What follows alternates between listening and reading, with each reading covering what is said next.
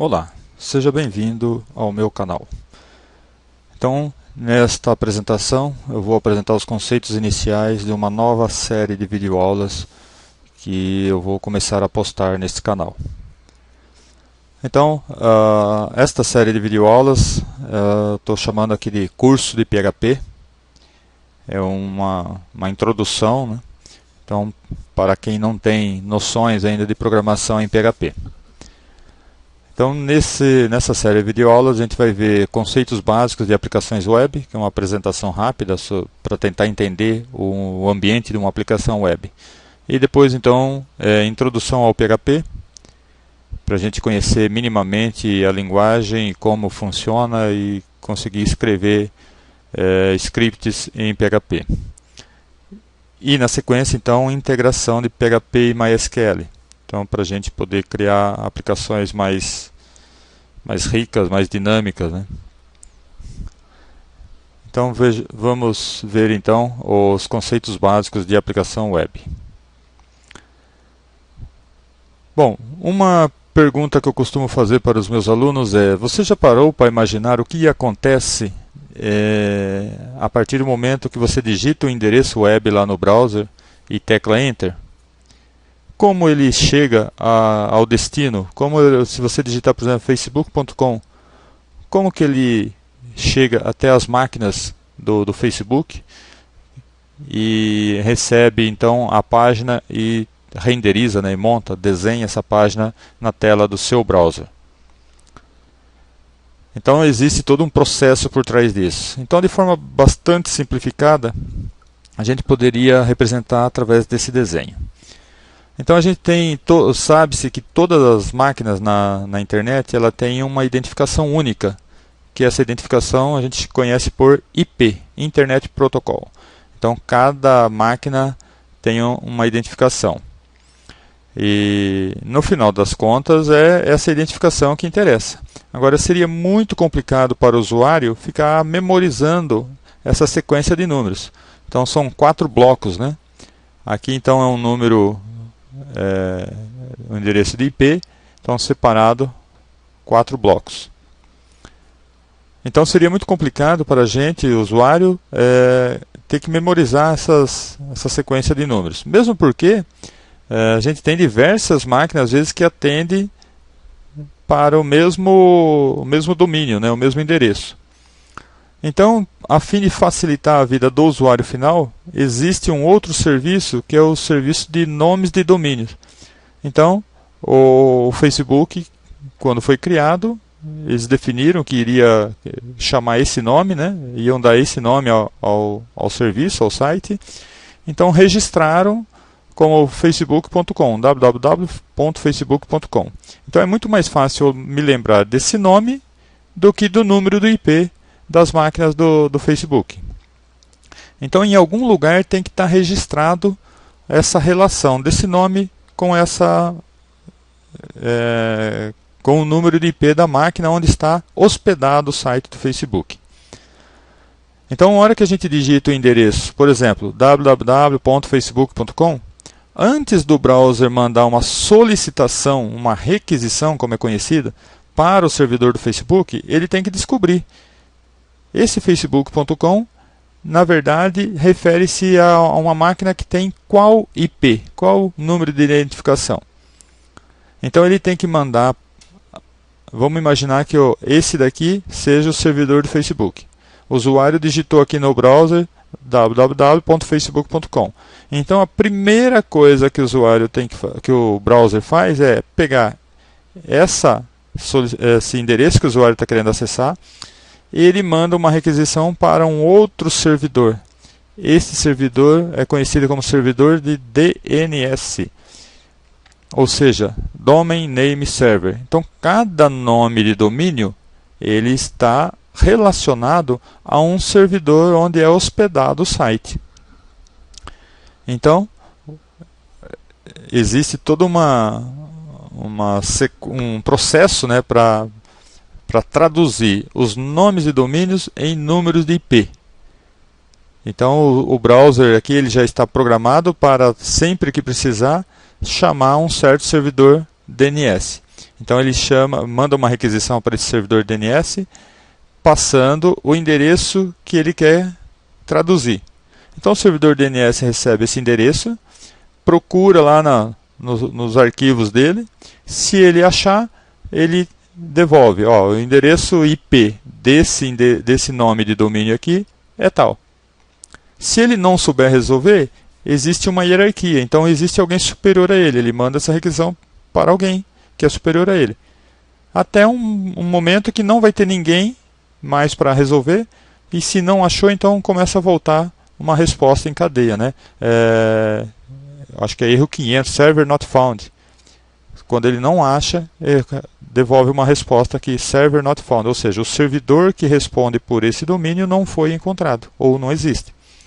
Bom, mas aí, vamos imaginar que ele digitou o endereço aqui, o browser mandou uma requisição para o servidor DNS, o servidor DNS devolveu uma resposta. Ó, o endereço que você está querendo acessar está numa máquina que tem esse número de IP. Agora, o browser manda então uma requisição para esse servidor. Ou seja, o usuário quer acessar a página facebook.com. Aí esse servidor vai processar essa requisição. E se ele conseguir processar, ele vai devolver uma série de tags, né, de informações que a gente conhece como tags HTML. Então o browser sempre vai receber uma resposta em HTML. Não importa o que aconteceu no servidor. Se ele teve que acessar banco de dados, se ele teve que processar códigos em PHP, em ASP.NET, em Perl, em Python, não importa. A resposta sempre vai ser em HTML. Aí o browser recebe essa resposta, começa a receber uma série uma sequência de caracteres, né, de informações texto, que está organizada no padrão HTML. Então ele começa a receber e começa a montar a tela.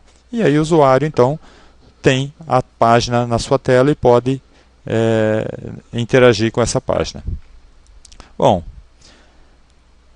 aí o usuário mandou essa requisição, o browser, na verdade, né, mandou a requisição para o servidor web. O que acontece aqui no servidor web até o servidor web mandar a resposta de volta para o browser? Então a requisição pode ser de dois tipos. Pode acontecer de você mandar uma requisição em que o que você está querendo é apenas um arquivo HTML. Então o servidor web recebe essa requisição, verifica que é só um arquivo HTML, então ele procura lá no disco, né, no arquivo dele, no sistema de arquivos, aquele arquivo HTML. Pega o conteúdo dele e devolve para o browser. Pronto, está resolvido. Aí corta essa conexão. Aí o browser recebe toda essa sequência de caracteres que está formatado em HTML e começa a desenhar a página. Essa é a forma mais simples. Porém, hoje em dia, a web permite muita interação do usuário. Para ter essa interação toda, a gente tem que ter algo mais dinâmico.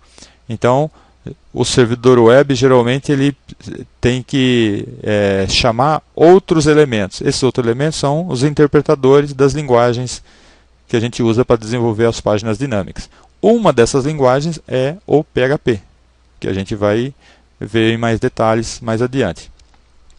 Então, se o cliente, que é o browser, mandou uma requisição, que ele quer carregar quer que o servidor carregue, né, execute um arquivo que não é HTML. Aí o servidor web vai verificar que tipo de arquivo que é esse. Ah, é um arquivo PHP. Mas como que ele sabe que é PHP? Pela extensão. Então, por exemplo, index.php. Então ele verificou, não é um arquivo HTML. Então ele já está configurado para tudo que for extensão PHP chamar o senhor PHP, né, o interpretador PHP. Então ele chama o interpretador PHP, o interpretador PHP vai analisar linha por linha do código desse arquivo, que é o index.php, por exemplo. Se precisar, ele vai em banco de dados, pega informações, pega arquivos no disco, o que precisar. E aí então ele traduz tudo que está em PHP, ele traduz para um formato HTML e devolve para o servidor web. O servidor web pega essa resposta do PHP, que já está tudo em HTML, e devolve para o browser. E o browser então renderiza, né? Ele desenha a página aqui na tela. Então o browser não sabe o que aconteceu no servidor, ele só sabe que mandou uma requisição e recebeu uma resposta no formato HTML. Então um detalhe já deve ter sido observado. O servidor web sempre ele vai analisar a extensão. Então o usuário mandou que era carregar a página xkw.html. Então ele cai nesse caso aqui. O servidor simplesmente localiza esse arquivo xkw.html e devolve o conteúdo dele para o cliente. Então esse conteúdo já está em HTML e não precisa nenhum processamento. Agora se o cliente, o browser, fizer uma requisição, eu quero carregar o arquivo xkw.php. O servidor web verifica que a extensão não é HTML, então ele verifica quem que processa a extensão PHP. É o processador PHP. Então o PHP traduz esse xkw.php em formato HTML e devolve para o browser. O browser devolve para o cliente. Então a extensão é a chave para o servidor web saber se é só pegar o arquivo no disco e devolver para o cliente, ou se ele tem que chamar o interpretador PHP ou ASP.NET ou qualquer outro interpretador. Bom, aí o cliente, que é o browser, recebe uma sequência de caracteres. Então essa sequência de caracteres são tags HTML. Então ele começa a renderizar, a desenhar a página. Então observem que uma requisição foi pedir o conteúdo do arquivo. Então chegou o conteúdo do arquivo aqui. No conteúdo do arquivo tem alguns tags que, por exemplo, pode ser imagem. Então quando o servidor web devolveu, a imagem não veio junto. Então, a hora que o browser começou a desenhar a tela, ele percebeu, opa, preciso de uma imagem. Nessa posição aqui está dizendo que precisa de uma imagem. Aí ele manda uma outra requisição para o servidor web. Então, observe que ele começou a renderizar a página aqui e aqui tem uma falha, que precisaria de uma imagem e não tem a imagem. Então, ele mandou uma outra requisição para o servidor web. O servidor web localizou, então, /images/logo.jpg. Então, ele está dizendo aqui que na pasta do site, lá no site existe uma pasta images, que existe uma página logo.jpg. Então é para o servidor web procurar essa imagem e devolver para o browser. Então ele fez isso. Aí a hora que ele recebe a imagem, o browser coloca a imagem na posição que estava especificada aqui no código HTML. E aí então está renderizada a página. Ok?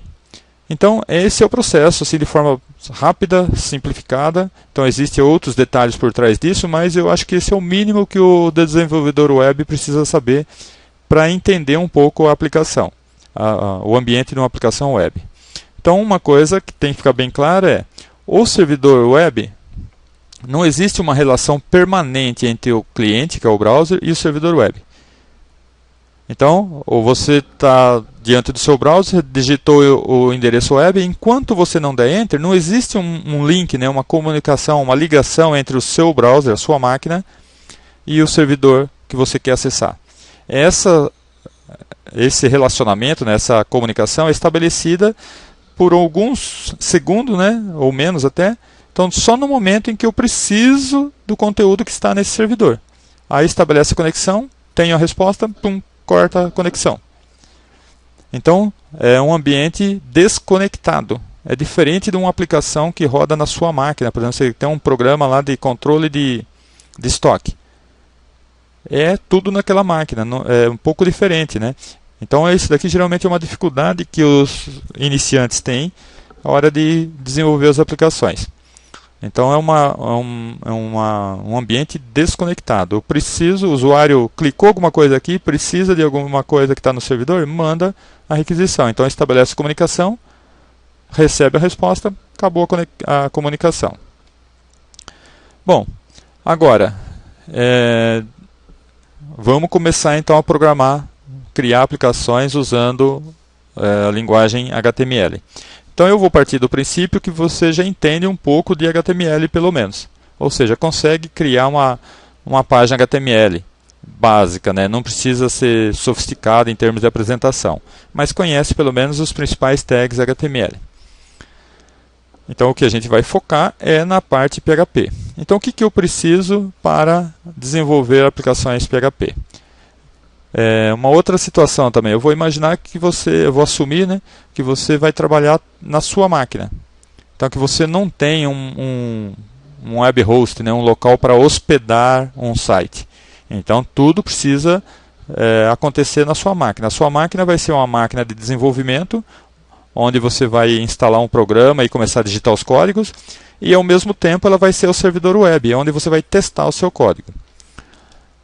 Agora, se você tem um site já, por exemplo, eu tenho uma área no UOL, eu tenho um site lá no UOL, eu posso até criar os códigos aqui, as páginas, o código PHP, e postar lá e testar direto na internet. Mas isso normalmente não é muito viável, porque você tem uma performance um pouco mais prejudicada em relação ao fato de você fazer tudo na sua máquina.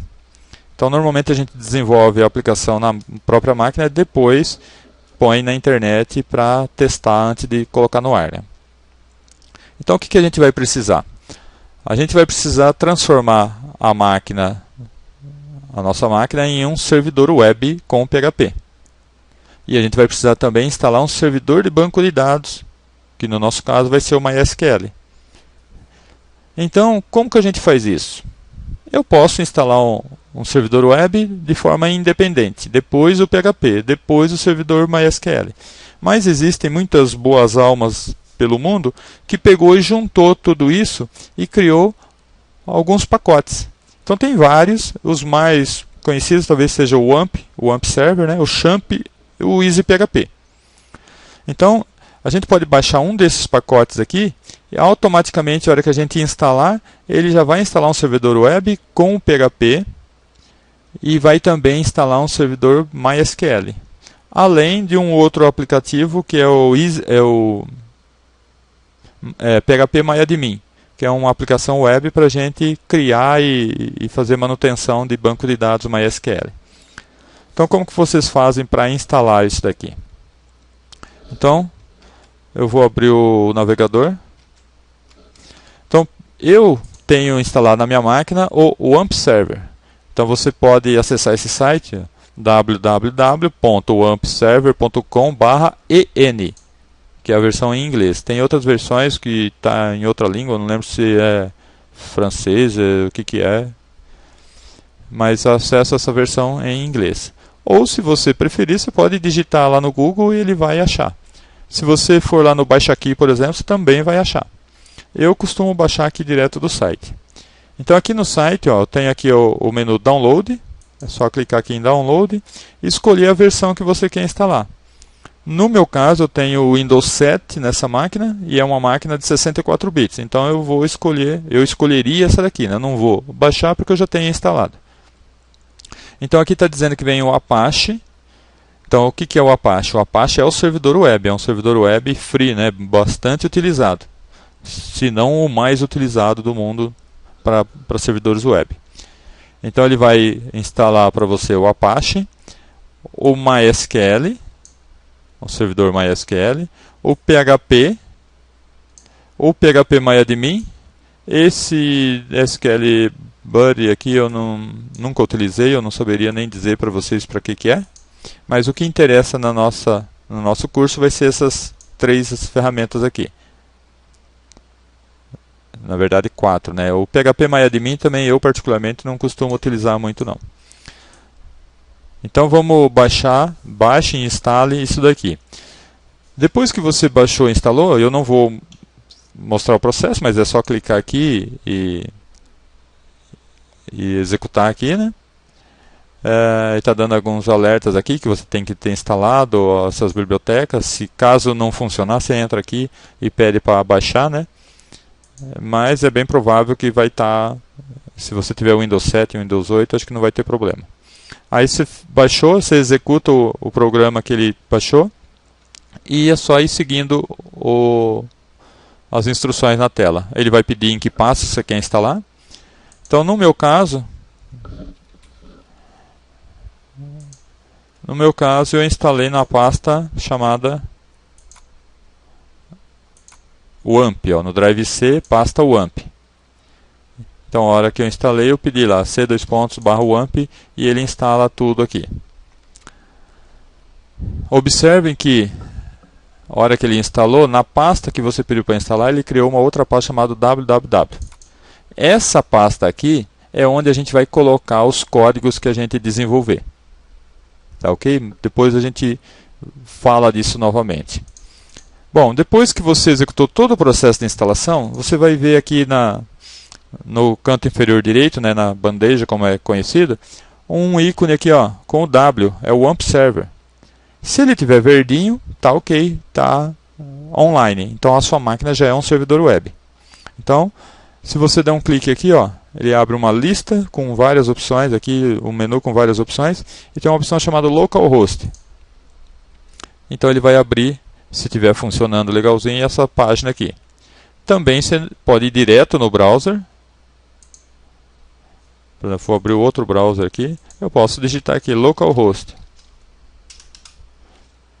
Então, se ele abrir uma página igual a essa, tá ok, tá funcionando. Aí você já pode começar a programar.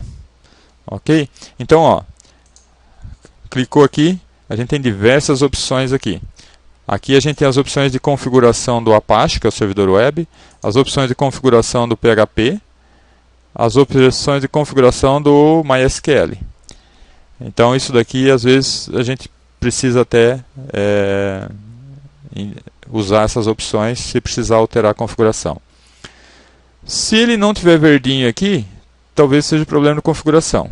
Uma coisa que costuma dar problema é, se eu já tiver, por exemplo, o Windows 7 e eu tiver o IIS, que é o servidor web da Microsoft, instalado também, ele pode dar conflito com esse daqui. Então aí às vezes a gente tem que mudar a alteração. Então, se por acaso algum de vocês tiver esses conflitos, vocês podem até pedir ajuda, aí a gente vê o que está acontecendo. Mas eu vou assumir que vocês estão instalando uma máquina que não tem nenhum servidor web instalado ainda. Então não deve dar problema. E aqui opções para a gente inicializar ou parar os serviços, né? Então, de banco de dados, de servidor web. Ok? Então, instalou, está verdinho, aí a gente pode então ir para a próxima aula e começar a falar de PHP. Ok? Então, eu aguardo vocês na próxima videoaula. Muito obrigado.